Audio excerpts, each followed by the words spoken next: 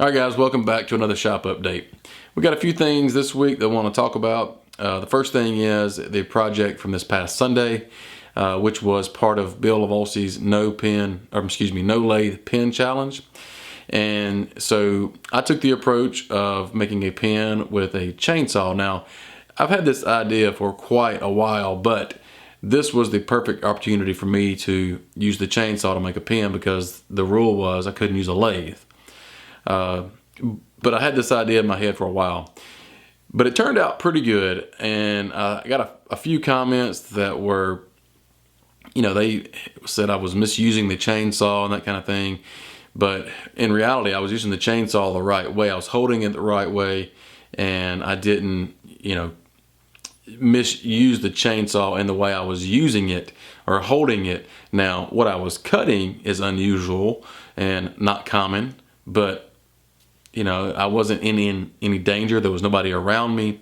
And I clearly state that this was part of the no lathe pen challenge. And I said in the video, or put on the screen in the very beginning of the video, don't try this at home. So anyway, I didn't see anything wrong with it.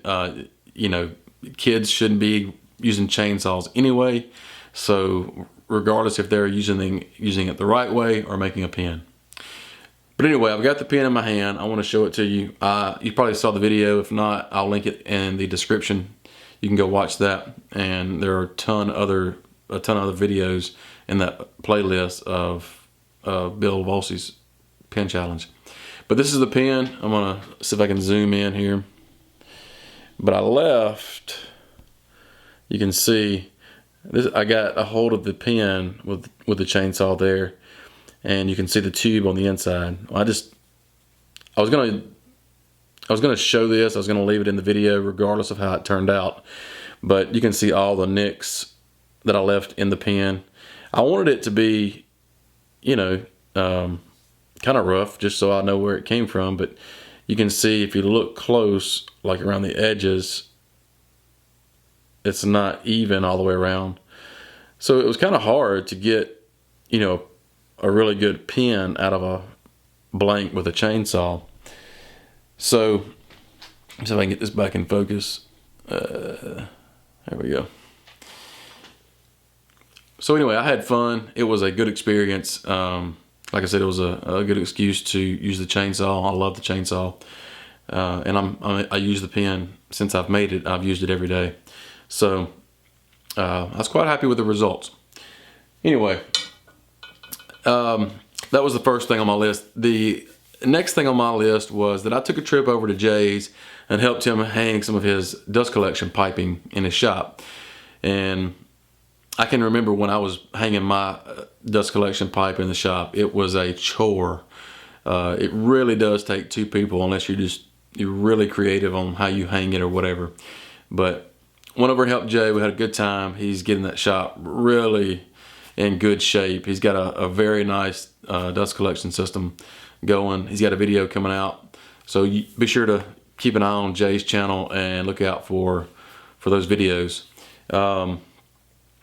Also, coming up this week and through this weekend, I'm going to be doing some shop rearrangement in here. And I was going to Jay's and seeing his dust collection, him rearranging his shop, kind of remotivated me. But for the last month or so, I've been wanting to make a change. But if you haven't seen my shop tour video to kind of get familiar of how my layout is, I'll link that video in the description. You can go watch that. But to my back, obviously, is the tool wall, and to my left, or to your, anyway, to my left is the entry door to my shop and the garage door. And currently on the garage door, I've got the planer and the bandsaw. And directly behind you guys, in front of me, is the jointer and a little area that I have always called the painting or finishing area. So I haven't really used that area much as far as painting and finishing. I've used the sink quite a bit, but I think I could use that area for a little for better use than what it's being used for now. So what I'm going to do, my lathe is to my right here. I'm going to take the lathe, put it in front of that window over there, where currently I have my finishing supplies and that kind of thing. I'm going to take that cabinet, put it under the miter saw bench, and take the jointer, put it where the bandsaw is, put the bandsaw where the lathe is, and like I said, put the lathe over here. So I'm just kind of rotating my tools, so to speak. But when I get done, I'll have my planer and my jointer together. I'll have my bandsaw and drill press together, and I'll have my lathe in an area where I've got room to grow.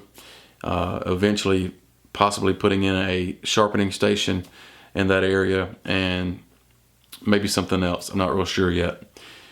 So I'm getting my tools grouped together that makes sense.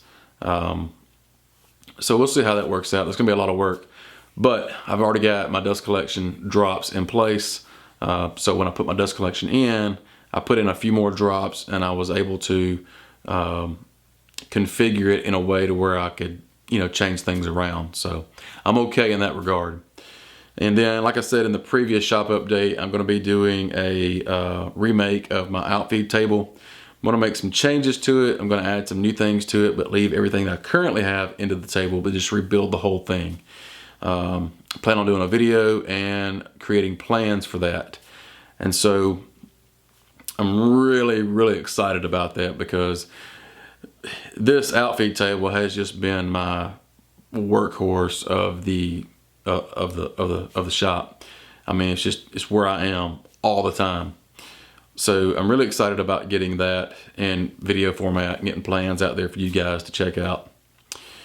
Other than that, the only other thing that I want to announce is that coming up in the end of March 31st, April 1st, and 2nd, is the woodworking shows in Atlanta.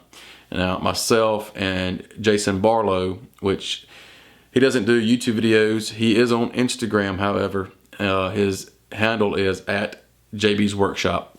So check him out. He and I will be going to Atlanta, leaving sometime that morning on Friday of March 31st, and we'll be staying through the weekend. And so we'll be staying where the event is held. So I'm sure we'll be seeing many of you. If I have never met you before, I would love to meet you, shake your hand, chat with you, and just talk shop. So, got some other things in the works. Really excited about some things that are coming down the pipe. So stay tuned. I'll keep you informed here. And if you are interested in supporting what we do, you can check out our Patreon page. I release early videos there and give away some things that like memberships to Instructables and that kind of thing. So check it out if you're interested in that. That's all I got for this week. You guys take care, and we'll see you next time. See ya.